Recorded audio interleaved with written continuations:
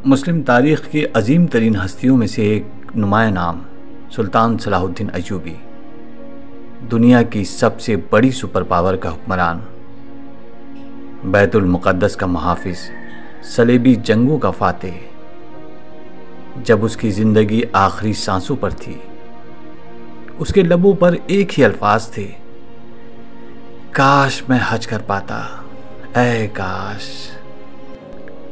आज कितने ही हुक्मरान हैं जो सरकारी ख़जाने पर हज उम्रा करते हैं और अपने लाओ लश्कर को भी इस सादत से फैज़याब कराते हैं, मगर देखिए तारीख़ की ये अजीम तरीन हस्ती हज बैतुल्लाह को क्यों न जा सकी। इसकी वजह उनकी बीमारी नहीं थी, बल्कि उनके पास इतने पैसे नहीं थे। इतने बड़े हुक्मरान होने के बावजूद उनकी जेब खाली थी। उनकी हुकूमत में माल व असबाब की कोई कमी नहीं थी, मगर कभी ज़ाती माल नहीं बनाया, दो नंबरी नहीं की। यकीनन वो समझते होंगे कि हज अपनी कमाई हुई रकम से ही अदा होता है।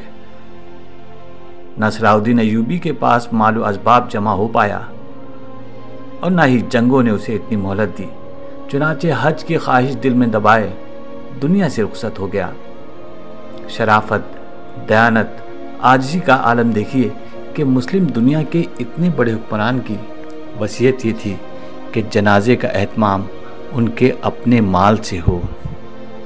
और जब माल तलाश किया गया, अच्छी तरह खंगाला गया, तो सोने की एक अशरफी और चांदी के 40 सिक्कों के अलावा कुछ ना निकला। आज इस्लाम के नाम लेवा तो बहुत मिल जाएंगे, मगर ऐसा हुक्मरान नहीं मिलेगा जिसके कौल में तजाद नहीं था। सुल्तान सलाहुद्दीन अय्यूबी ने कभी ज़कात नहीं दी, क्योंकि अपने हिस्से की दौलत बांटने के बाद उसके पास कुछ भी नहीं बचता था। हाय कैसे कैसे लोग खाक में पिन्हा हो गए।